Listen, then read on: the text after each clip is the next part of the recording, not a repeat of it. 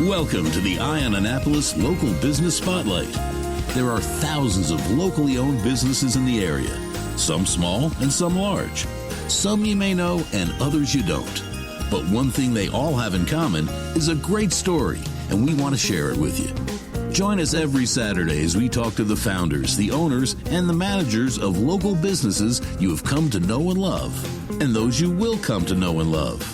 Now here's your host, John Frenay, with this week's Local Business Spotlight. Well, we're up here at Rise Up Coffee in Arnold again, and we're here with Dr. Holly Mazzurco and Robin Catletyt, who are with Heart for Animals, which is a new, I don't know whether it's new, we're going to get into that, but a nonprofit that sort of works diametrically opposed to the SPCA of Anne Arundel County in a way. I mean, where they want to bring dogs in, and your goal is kind of to keep them out of the SPCA's hands. Not that the SPCA is bad or anything, but there's a much better way before they even get there. And right off the bat, the website is heart4animals.org. But thanks so much for meeting me here today, and I'm glad we were finally able to connect after the puppy plunge back in August. You guys essentially are looking to prevent surrenders. Is that? Absolutely. That's one of the things that we're hoping to prevent. Surrenders and the need for financial euthanasia. Okay. Well, I know that breaks my heart every time. And we do this weekly thing with the SPCA and Annapolis Subaru. You know, we always say, well, so what's the backstory on this puppy? And we hear that so often that it's like the family couldn't afford it, or there was some kind of a medical issue that came up, and you know, and it breaks your heart. You know, you sit there and you see that these animals that could have just wonderful lives are now, some of them are coming back in. We had a boomerang Chihuahua the other week. Yeah. That was 10 years old, and that was the health issue of the adopter. They brought it back, but you guys are a nonprofit, right? Yes, we are a 501c3 nonprofit. So where did this idea, how was it born? So we both come from shelter medicine. Actually, I worked at the SPCA long ago for many years, and left there to move to Anne Arundel County, what was then Animal Control, as the administrator. So while I was there, we worked on getting a veterinarian on board, and Dr. Mazzurco is the veterinarian that was finally able to come on as the full-time staff veterinarian. So we've been working on the opposite end of things, dealing with the animals after they come in, kind of bailing out the boat with a small bucket, and we're hoping to get on the front end, and instead of dealing with the animals once they've made it to the shelter, prevent them from having to go to the shelter at all and keep the pets at home with their families. You know, the concept is pretty simple. I mean, you look at just as we go through life, I mean, how often have we heard that, you know, the ounce of prevention is worth a pound of cure, and then preventative medicine, and you hear all of that. And it makes a lot of sense to be able to do that. I mean, if we can prevent an animal from even considering going into a shelter, it's kind of a win there.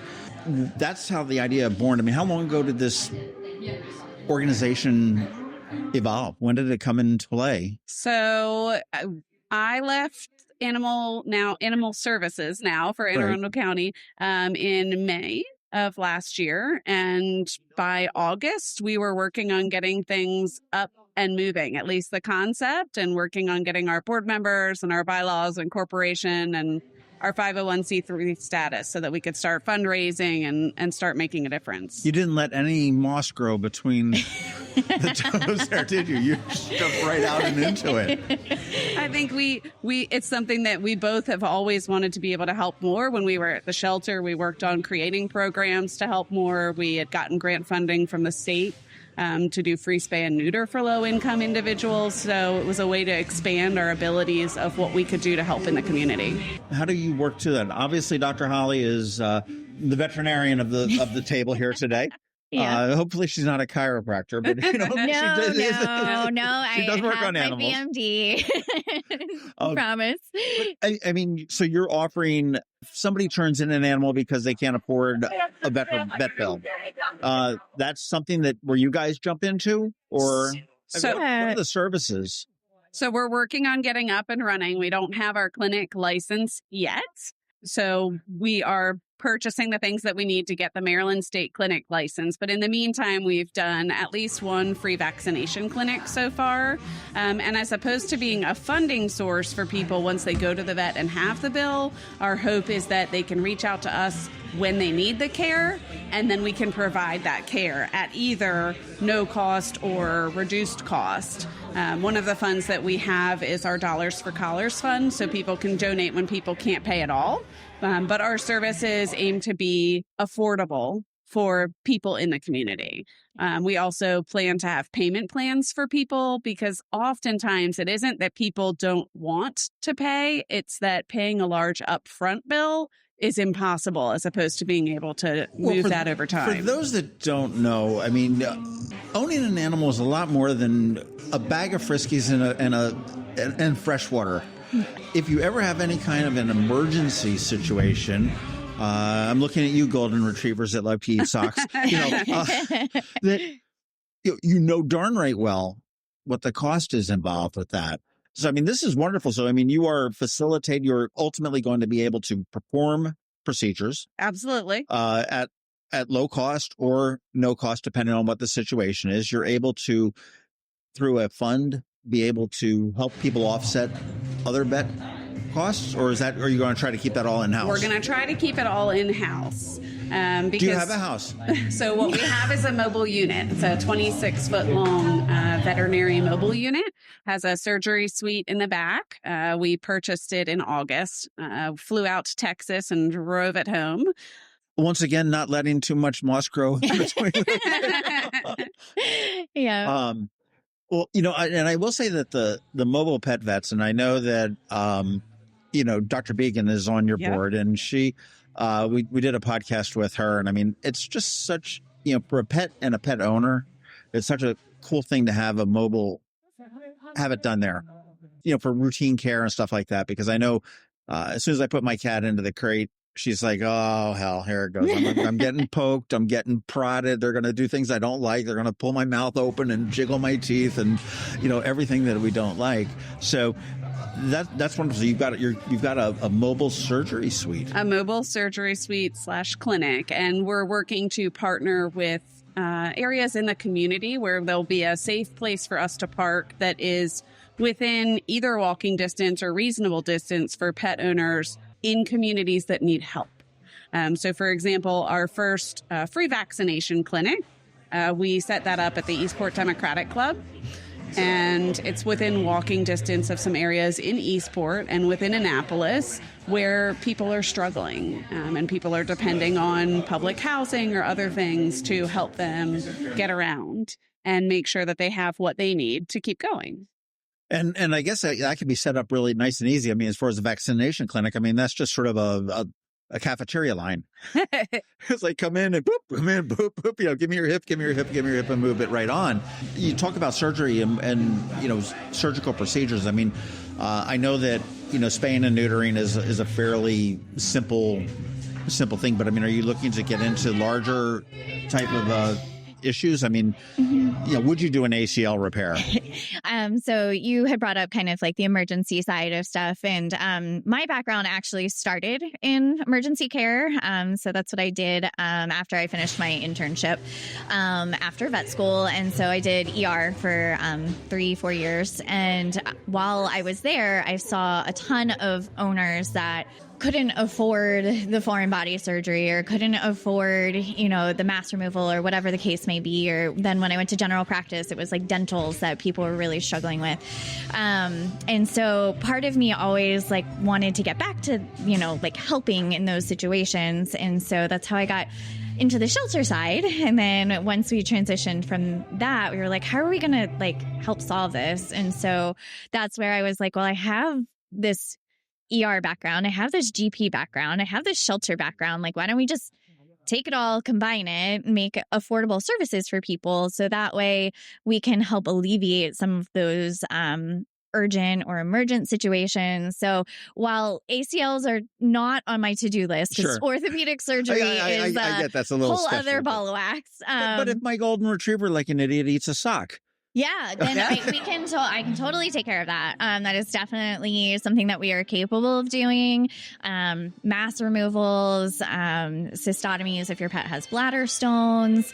If you have a blocked cat, that's a pretty common emergency that we see. Then, that's something that we can assist with as well. We have all the equipment for dentals. So that is something that we see the need for constantly, day in and day out. I would say half of the requests that we've gotten recently have just been people reaching out for affordable dental services. Well, I know with my cat had lost a couple of I guess I don't know, they call it canines, but the big teeth. Yeah, the canines, yep. In a cat.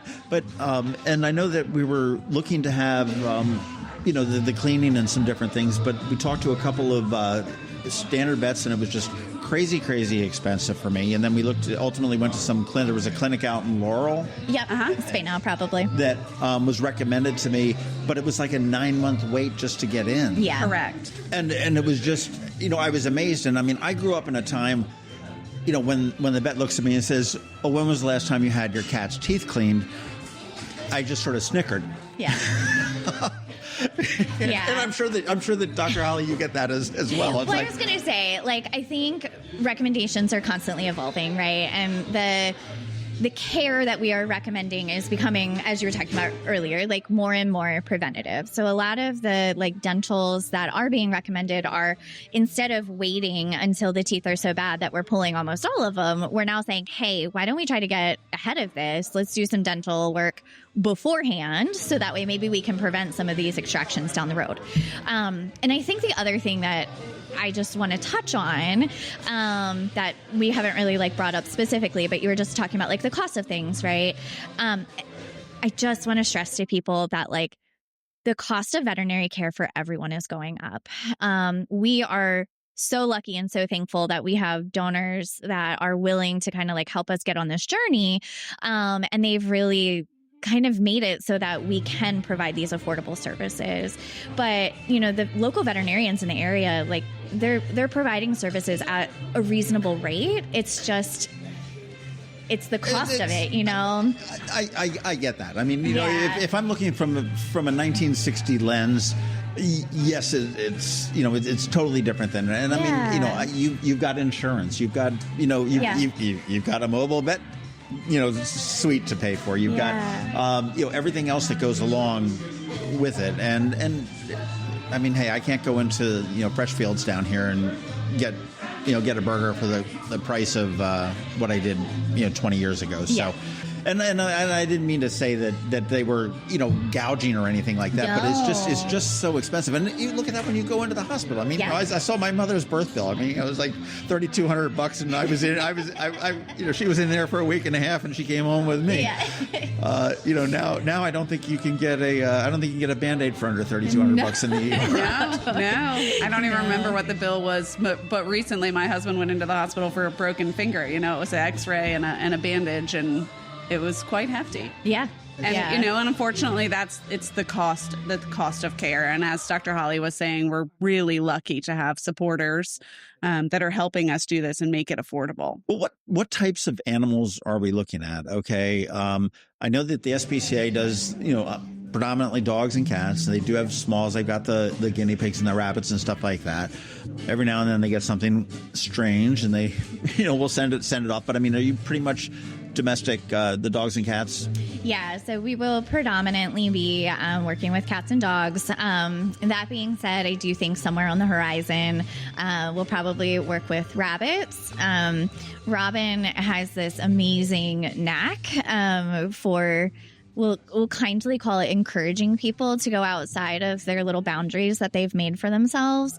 And while I was at the shelter, she was like, "Oh, well, you can do guinea pigs too. We have a ton of them. So it's not that much different than a rabbit." Yeah, I mean, it's fine. So I have some experience. It would very much so be limited to spays, neuters, very basic things. But it is something that we may offer in the future. Well, and again, let's say that I am coming to you. I can't afford, my vet says, we need to have this looked in, and I come to you and you can't. I mean, you obviously will recommend me out to we'll use the ACL, to an orthopedic person. Now, is there any look ahead where you may partner with orthopedic people to be able to maybe reduce their price or to work with you. So or is that something down in the future? It's something that I've kind of like slipped into a surgeon that I used to work with. His name's Dr. Rodney Oakley. He owns MASH down in Huntingtown, Maryland. And I was like, hey, maybe someday could I scrub in with you a couple times and learn how to do a lateral suture or something like that. Like it's not what is currently like the most recommended procedure, but it's also something that could be used as an alternative and something that I think could fit within my skill set, but it's definitely down the road. And I think that touches on a point of like spectrum of care and how we want to highlight that there's always a variety of options, right? So we'll take your cruciate, for example, as you know, the choice here. But so the quote unquote like gold standard of treatment for a cruciate repair is what's called a TPLO, and that requires a boarded surgeon. It requires knowing how to plate bones and do all kinds of like manipulation of bones and stuff like that. That is something that I am never going to be able to offer. I'm not a boarded surgeon, so it's just outside of what I'm comfortable doing. But like I said, instead of being like it's either this or nothing or amputation, there is what's called a lateral suture. And it's not, you know, the most indicated procedure, but it's also something that can provide a bit more stability for the joint, a bit more comfort for the patient. And so it may be something that in that instance we could offer on this what we call spectrum of care. And if somebody can't afford that, then we talk about, okay, let's look at pain management and know that this is going to be a problem down the road. And if it gets so bad that your patient is like terribly, terribly uncomfortable, then maybe we talk about, you know, like amputation as a source of alleviating that discomfort. Wow. It makes sense to me. I mean, I'm not going to the dermatologist because I've got, chest pains. You're a generalist. Yeah. You can handle most of everything. And it was funny. I was talking to a doctor, and that sounded really rude, didn't it? That's okay. But I was talking to a medical doctor, and I had asked him if he wasn't a general practitioner, what would he do? And he immediately came back with ophthalmology. Okay. And I said, okay, well, why? Because that was so quick. And he said it's rarely emergent. It's one part of the body that you can really delve into, but it's generally not interconnected with the rest of the body. I mean, we've talked about teeth in animals. I mean, I know bad teeth will work into your heart. Mm-hmm. Bad kidneys can work into all sorts of different things. And I'm like, okay, that's smart. That's somebody that's sitting there thinking. But it does make sense to turn around and go to a specialist when you do need it. I mean, would it be fair to say that this is, funding sources aside, sort of a Medicare type of a program for pets to a degree? I mean, because it seems that I cannot afford to go into Anne Arundel Medical Center and get my appendix out on my own. I do need to have some sort of insurance. I could buy the insurance, and if I'm over 65, not quite, still hanging on to that plus that other thing. I'm not on Medicare, so I mean, there is some help. And it's not going to be the full boat or anything like that, but it's still going to be help. I mean, it seems that it's similar to that in some senses. Does that? So there are probably some similarities, except Medicare is kind of accepted in so many places. Right. As opposed to us, I would liken more to a health department, maybe. Okay. That is providing, vaccinations and some preventative care. And many health departments, I think, even have some dental care that they provide for individuals who need the help for that. Okay. So that more similar to that, but with but expanded services almost. Makes much more sense to me on that. One of the things with our first vaccination clinic, for example, there were no stipulations. We, of course, and it's important to say this for any veterinarians that might be listening, we're not trying to be competition with local veterinarians. And we have the support of many local veterinarians because they recognize that. We're advertising our services as something that we're asking that people who need our help come to us. But if you can afford regular care, please leave our help for those that can't. That need it, sure. Yeah, absolutely. Because we're only a small place as we're getting started, and there's only so much help we're going to be able to do. And if you can go to a full service general practice or emergency vet and get that care and support that they're going to be able to provide, you know, more aftercare support and all kinds of things that we as a small, high quality, high volume clinic are not going to be able to provide. But we encourage people in those situations to learn about it. You know, our first free clinic, we had information about spaying and neutering, what the benefits of it are. We had a sign-up list, and I think we had over 30 people that came, and we had about 60 pets that came to our clinic that signed up and said, hey, when your surgery is up and running, please contact me. This is something that I'm interested in. And so, you know, in those cases, we start with education. Sometimes it's that people don't know all of the options, you know, no more, do better, no better, do better type concept. And sometimes it's people that are just going to have a very different way of looking at life. And we're not going to be able to provide them the same services that we would be able to provide others. So, for example, if you came to us with a breeding dog that you've been using because she needs a C-section and you can't afford to have it done elsewhere, that C-section is going to have to come with a mandatory spay with us to get the procedure done. Well, that makes sense. I mean, you know, you're keeping true to your mission. Dr. Holly, you are at this point, the only vet on staff? That's me. That's doing that. I mean, where do we see H.E.A.R.T in 5 years or 10 years? Oh my gosh, we have so many big plans, so many dreams. Yeah. We like to dream big. And like, as you've said multiple times, like the moss does not grow. Yeah. I mean, I think at some point, you know, we'd love to have a brick and mortar location in addition to our mobile unit, have another veterinarian, you know, just continue to offer these services as much as we can. Just because like in the greater Annapolis area, Anne Arundel in general, you know, there's a need, but I also live down in Southern Maryland in St. Mary's County, Calvert County, you know, in that area. And there's not a lot down there. And so a lot of those people are traveling up here and, you know, looking for that care. And so, you know, if we could find a location to kind of help even those people, it would be great. Yeah, well, I'll tell you, you know, I think you guys have picked a really good area and a market to do it. I mean, you can look at, you know, the Community Foundation just put out the Poverty Amidst Plenty report. And, you know, from Dr. Pam Brown that put that out.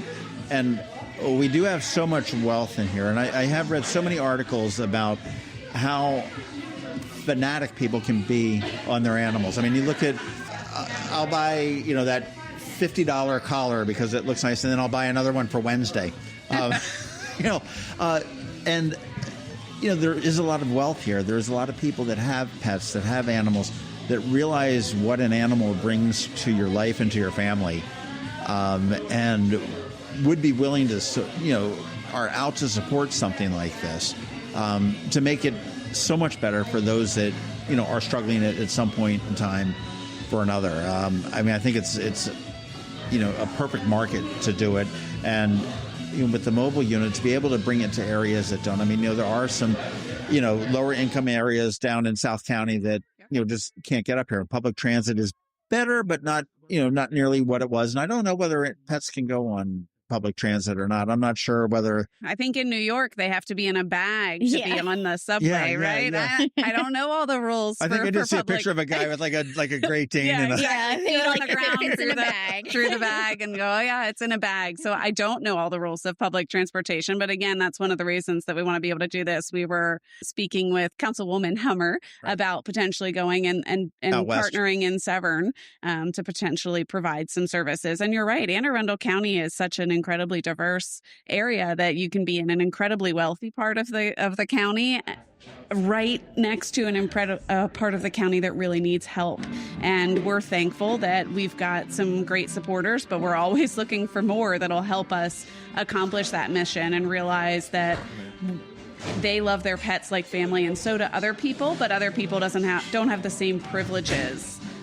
And it's unfortunate, but I think most people don't realize how much a part of the family a pet is until you have to put one down. Right. I had a little Shih Tzu that was 14 years old, and he went down probably about 6 years ago. And we had to put him down. It was the right time. I mean, and I know, I think Dr. Bagan had told me, I said, when's the right time to put an animal down? And she says, I don't know, but it's definitely much before you decided to do it. Typically, people are very selfish with their animals because you don't want to give them up. You want them part of the life, and that's not necessarily what they want to do. But, that's when you realize how deeply they're ingrained into your life. And I mean, I miss my dog every single day. There's some days, it's kind of nice to go away for a weekend. Not have to arrange care. And then just have, boom, let's go. But you miss that whole, the reaction when you're coming home. And we saw a comedian, Leanne Morgan, she's all over Facebook. We were up in Reading this weekend and saw it, and there was an opener that was talking about it. Says, oh my God, I love my dog so much. I come in after a day, and it's like, and she gets down, she squats, and she's like going, oh, psh, psh, psh, psh, psh. And then the dog does it too. Just because we're both so excited to see each other, and you've got that love there. Now, I looked on your website, okay, and you've got a bunch of dots or periods in between the word heart. And on your T-shirt there, Robin, I see it's H.E.A.R.T. Is that short for anything? It is. It's for Helping Every Animal Receive Treatment, Inc. Awesome. Okay. I did not see that on there, but it's heart4animals.org.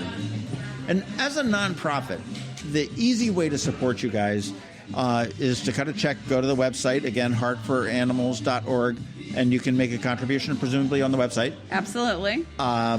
You can, I'm sure you can put it in the will, you can put it in you can transfer stocks. I don't have any doubt in my mind that that's not all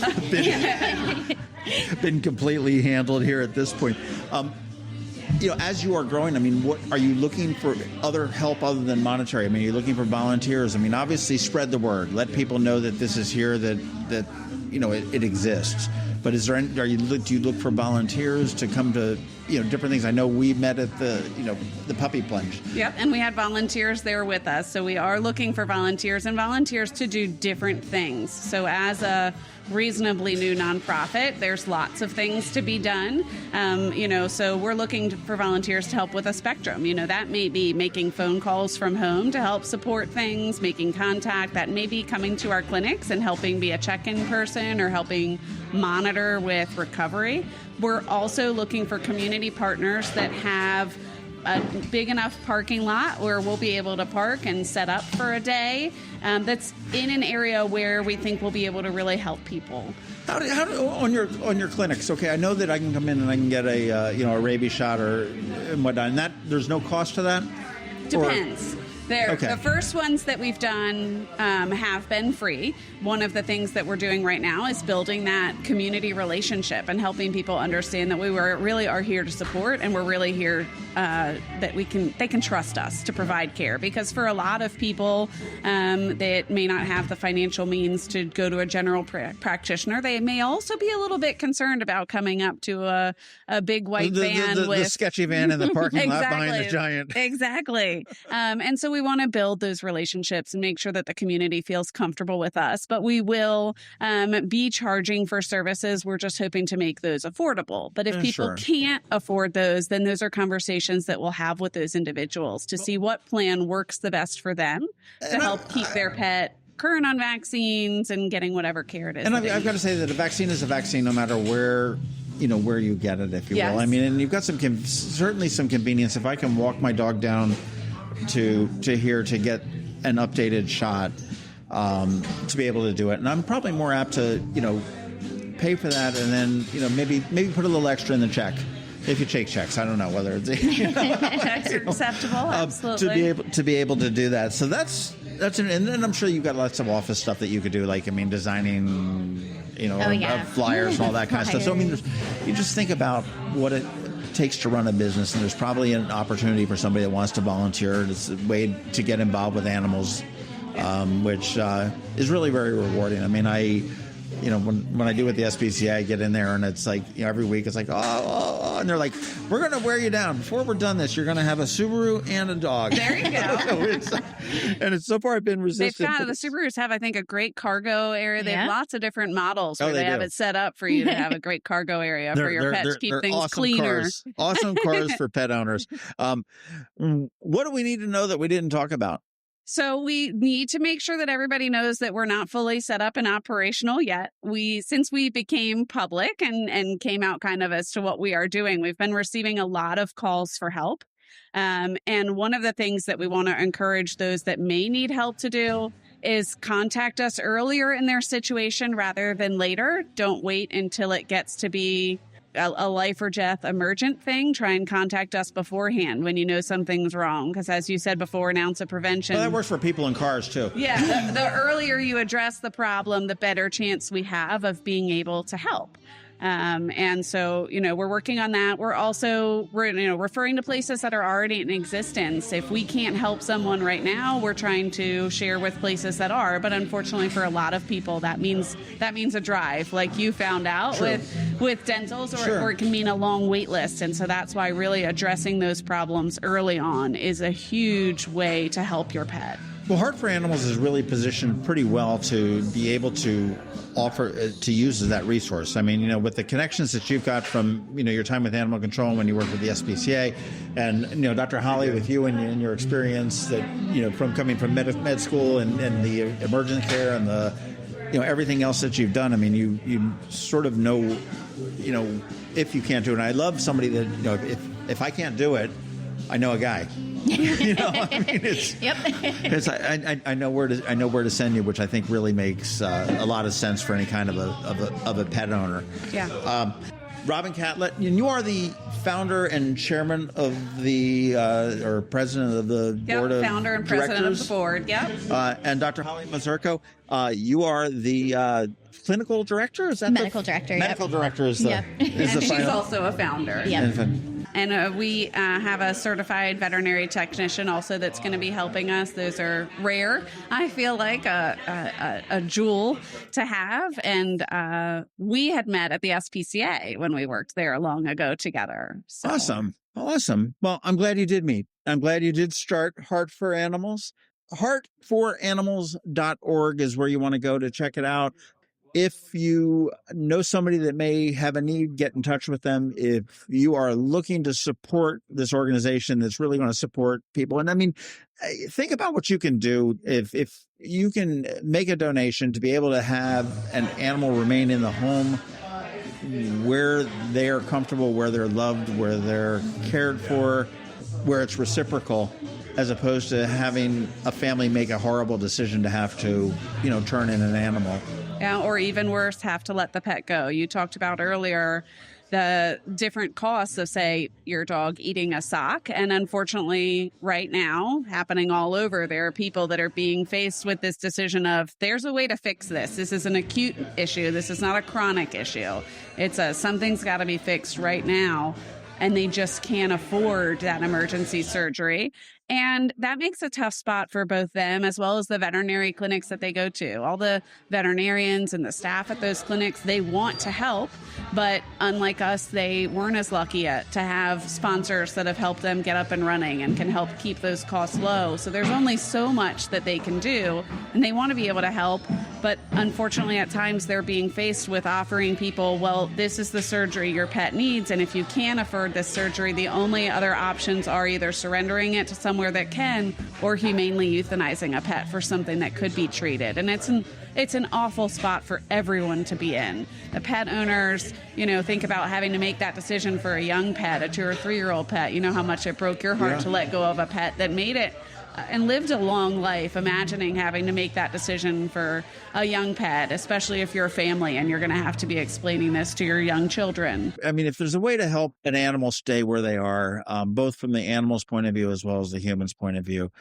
do it. Again, heartforanimals.org, and that's the number 4 in the middle of there. And thank you guys for coming up with this idea and bringing it to fruition. I'm excited. I do want to stop by and check you out in about a year to find out how little moss has grown between the toes and see where we are. And I guess if anybody here has a building that is just burning a hole in your pocket and you want to get rid of, let us know. Take a look at it. But thank you guys so much. Thank you. Thanks for listening to this week's Local Business Spotlight. Please make sure to visit eyeonannapolis.net for all your local news, events, and opinion. And in case you haven't already, please subscribe to the Eye on Annapolis Daily News Brief, where we bring you all the day's local news direct to your phone, tablet, or computer in about 10 minutes. It comes to you at 6 a.m. every Monday through Friday, and you can subscribe on Apple Podcasts, Google Podcasts, or wherever you get your podcasts.